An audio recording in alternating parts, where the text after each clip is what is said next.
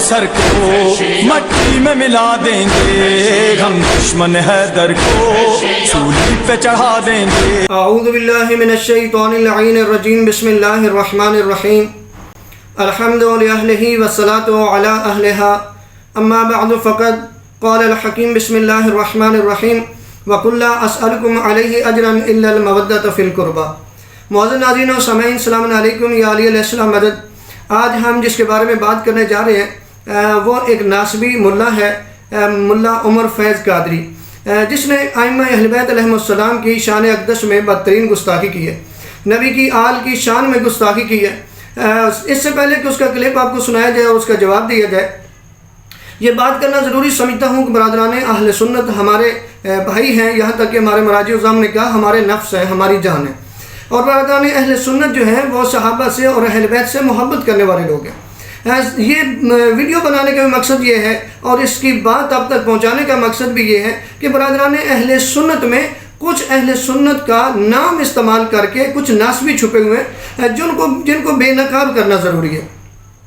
ایسے ہی ایک ملا ہے جس کا نام ملا عمر فیض قادری ہے کہ جس نے اہل بیت اطہار کے شان میں بدترین گستاخی کی ہے۔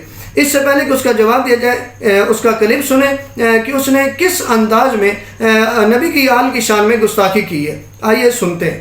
آیا وہ اس راستے پہ چلیں گے جو جنتی ہیں، جس پہ میں چلتا ہوں میرے صحابی چلتے ہیں، جس پہ میں چلتا ہوں اور میرے صحابی چلتے ہیں۔ یہ نہیں فرمایا جس پہ میں چلتا ہوں اور شاہ چلتے ہیں، یہ نہیں فرمایا جس پہ میں چلتا ہوں اور سید چلتے ہیں، یہ نہیں فرمایا جس پہ میں چلتا ہوں اور سادات چلتے ہیں۔ فرمایا نہیں، جنت کا وہ راستہ ہے جس پہ میں چلتا ہوں میرے صحابی چلتے ہیں۔ آل کا ذکر کیوں نہیں کیا؟ یہ بھی تو فرما سکتے تھے نا، وہ اس راستے پہ چلیں گے جنتی لوگ کہ جس راستے پہ میں چلتا ہوں اور میری آل چلتی ہے۔ یہ کیوں فرمایا کہ جس پہ میں چلتا ہوں اور میرے صحابی چلتے ہیں؟ سمجھنا اس نقطے کو۔ امام الانبیاء کو معلوم تھا، قیامت تک حضور دیکھ رہے تھے کہ کچھ بدبخت کہلوائیں گے میری آل مگر گمراہ ہوں گے، بنے ہوں گے سید مگر گمراہ ہوں گے، کہلواتے ہوں گے شاہ جی مگر اندر سے تباہ جی ہوں گے۔ سمجھ رہے؟ تو امام الانبیاء نے آل کا ذکر نہیں کیا، اصحاب کا ذکر کیا۔ کیوں؟ فرمایا آل گمراہ ہو سکتی ہے، صحابی گمراہ نہیں ہو سکتا ہے۔ تو ناظرین، آپ نے سن لیا کہ یہ ناسبی ملا کہہ رہا ہے کہ نبی اعظم نے فرمایا کہ جنتی اس راستے پہ چلیں گے جس راستے پہ میں اور میرے صحابی چلتے ہیں۔ یہ کیوں فرمایا؟ یعنی آل کا نام کیوں نہیں لیا، صحابہ کا نام لیا؟ کہتے ہیں کہ جی اس لیے لیا کہ کیونکہ نبی کی آل گمراہ ہو سکتی ہے اور صحابی گمراہ نہیں ہو سکتا۔ میں اس میں نہیں جانا چاہتا کہ صحابی جو ہے تاریخ میں کیا کچھ صحابہ کے بارے میں لکھا ہوا ہے۔ ہم تو نبی اعظم صلی اللہ علیہ وآلہ وسلم کے جو نیک صحابہ ہیں ان کے نوکر ہیں، ان کے وفادار ہیں، لوگ چاہے کچھ بھی کہیں، لیکن چونکہ اس نے آل کی شان میں گستاخی کی ہے، نبی کی اہل بیت کی شان میں گستاخی کی ہے، تو ہم جواب دینا چاہتے ہیں انہی کی کتابوں سے۔ تو یہ کہہ رہے ہیں کہ نبی کی آل جو ہے گمراہ ہو سکتی ہے، نعوذ باللہ من ذالک، اور صحابی گمراہ نہیں ہو سکتا۔ تو آئیے ایک حدیث آپ کو سناتے ہیں کہ جس سے واضح ہو جائے گا کہ کیا نعوذ باللہ من ذالک نبی کی آل گمراہ ہو سکتی ہے۔ تو یہ حدیث جو سنانے لگا ہوں یہ اہل سنت کی کتاب صحیح ترمذی میں موجود ہے، نسائی میں موجود ہے، مسند احمد میں موجود ہے، کنز العمال میں موجود ہے اور مستدرک حاکم میں یہ حدیث موجود ہے، اور بھی بہت ساری کتابیں جن میں یہ حدیث موجود ہے کہ نبی اعظم صلی اللہ علیہ وآلہ وسلم نے فرمایا انی تارک فیکم الثقلین کتاب اللہ وعطرت اہل بیتی ما ان تمسکتم بہما لن تضلوا بعدی ابدا وانہما لن یفترقا حتی یرد علی الحوض۔ اب سنیے نبی کیا فرما رہے ہیں۔ نبی فرما رہے ہیں میں تم میں دو گراں قدر چیزیں چھوڑ کے جا رہا ہوں، ایک کتاب ہے یعنی قرآن ہے، دوسری میری اطرت اہل بیت ہے۔ اگر تم ان سے تمسک رکھو گے تو میرے بعد تم ہرگز گمراہ نہیں ہوگے، اور یہ دونوں ہرگز جدا نہیں ہوں گے یہاں تک کہ میرے پاس حوض کوثر پر پہنچ جائیں گے۔ یہ حدیث اہل سنت کے ہاں بھی موجود ہے، تشیع میں بھی موجود ہے۔ یہ حدیث جو ہے اس کا لب و لہجہ یہ بتا رہا ہے کہ نبی اعظم جانے والے ہیں اور نبی اعظم اپنی امت سے مخاطب ہے، اور اس امت میں صحابی بھی شامل ہے، یعنی اپنے صحابہ سے مخاطب ہے اور بیان فرما رہے ہیں کہ یعنی مقصد یہ ہے کہ میں جا رہا ہوں اور میں دو چیزیں چھوڑ کے جا رہا ہوں، ایک قرآن ہے، دوسرا میری اہل بیت ہے۔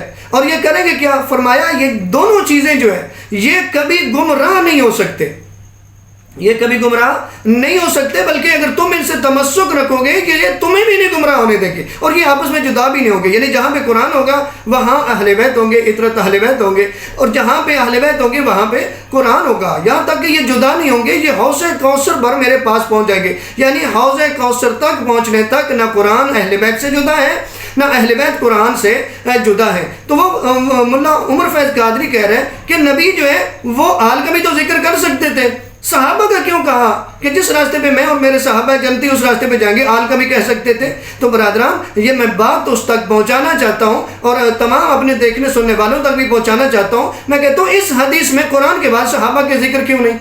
یہاں اہل بیت کا کیوں ذکر آیا؟ جہاں آل کا ذکر یہاں پہ کیوں آیا؟ اس کا مطلب ہے قرآن کے فوری بعد اہل بیت ہیں، اور جن کو نبی بیان فرما رہے ہیں وہ سامنے سارے کلمہ پڑھنے والے سارے صحابی ہیں، ان کو بیان فرما رہے ہیں۔ تو اس حدیث کا لب و لہجہ یہ بتا رہا ہے کہ نعوذ باللہ من ذالک اہل بیت گمراہ نہیں ہوں گے، بلکہ اہل بیت وہ ہیں جو نہ خود گمراہ ہوں گے اور جو ان کے ساتھ تمسک اختیار کر لے گا وہ اس کو بھی گمراہ نہیں ہونے دیں گے۔ تو مولانا عمر فیض قادری صاحب آپ ان سے تمسک رکھیں گے تو گمراہ نہیں ہوں گے، اگر آپ ان سے تمسک نہیں رکھیں گے تو آپ گمراہ ہیں اور گمراہ ہی رہیں گے۔ کیوں؟ نبی فرما رہے ہیں کہ گمراہی سے بچے گا وہ کہ جو اہل بیت سے تمسک رکھے گا، قرآن سے تمسک رکھے گا، کیونکہ اہل بیت تو گمراہی سے بچانے والے ہیں، گمراہ نعوذ باللہ ہونے والے نہیں ہیں، یہ گمراہی سے لوگوں کو بچائیں گے۔ اور صرف یہی حدیث نہیں، نبی اعظم کی ایک اور حدیث ہے جو اہل سنت میں بھی موجود ہے، فرمایا مثل اہل بیت کمثل سفینۃ نوح من رکبھا نجا ومن تخلف عنہا فغرق وہوا۔ نبی فرما رہے ہیں میرے اہل بیت کی مثال کشتی نوح جیسی ہے، جو اس میں سوار ہو گیا وہ نجات پا گیا، جو اس سے رہ گیا وہ غرق ہو گیا، فغرق وہوا، وہ غرق ہو گیا۔ تو ملا عمر فیض قادری صاحب یہاں اس حدیث میں تو نبی فرما رہے ہیں کہ کوئی بھی ہے اہل بیت کے علاوہ کوئی بھی ہے وہ ہی نجات پائے گا کہ جو اہل بیت کی کشتی پہ بیٹھے گا، جو اہل بیت کی کشتی پہ نہیں بیٹھے گا وہ کچھ بھی ہو وہ نجات ہی نہیں پا سکتا۔ اور آپ کیا کہہ رہے ہیں؟ آپ کہہ رہے ہیں کہ نعوذ باللہ من ذالک بھی آل گمراہ ہو سکتے، صحابہ نہیں گمراہ ہو سکتے۔ بھائی سامنے تو سارے صحابہ ہیں جن کو بیان فرما کے نبی بیان فرماتے رہے اور اہل بیت کی شان بیان کرتے رہے، اور آپ اتنی بڑی گستاخی کر رہے۔ ہو سکتا ہے آپ رجوع کریں اور رجوع کر کے کہیں کہ میرا مقصد نبی کی آل وہ والی نہیں تھا، میرا مقصد تو یہ سادات تھے، میں یہ تو ان سادات کے بارے میں بات کروں تو آپ کی کتابوں میں ان کے بارے میں بھی یہ بات موجود ہے۔ آپ کے علماء نے لکھی ہے کہ کوئی ایسا بندہ کہ جو سید نہیں ہے لیکن وہ کہہ دیتا ہے کہ میں سید ہوں تو اس کا احترام بھی واجب ہے، یعنی اگر کوئی سید نہیں ہے وہ بھی سید کہہ دیتا ہے، اپنے آپ کو سید کہلواتا ہے، تو آپ کے علماء کریں اس کا احترام بھی واجب ہے۔ تو آپ نے تو پھر یہاں تک کہ نبی اعظم کی تو ایک حدیث ملتی ہے کہ میری جو اولاد ہے وہ اگر گنہگار ہے تو اس کا احترام کرو، میرے لیے میں اس کی جزا دوں گا، اور جو نیک ہیں ان کا احترام کرو، تمہیں اللہ جزا دے گا۔ یعنی نبی اعظم نے تو یہاں تک بیان فرما دیا۔ تو میں برادران اہل سنت سے یہ اپیل کروں گا کہ یہ احادیث پڑھیں، اور میں دیکھ رہا ہوں کہ جب وہ کلپ آپ نے بھی سنا ہے لوگ داد دے رہے ہیں، یعنی یہ سوچ ہی نہیں رہے کہ یہ ناصبی ملا کیا کہہ رہے ہیں۔ اور یہ یاد رکھیے گا یہ ایک پوری تاریخ ہے جہاں سے اہل بیت کی گستاخی ہو رہی ہے، ہوتی آئی ہے، یہ انہی کے پیروکار ہیں، اہل بیت پہ سب و شتم ہوتا رہا اور ہر دور میں ہوتا رہا، اور یہ بھی اہل سنت کے بھید میں چھپے ہوئے ہیں۔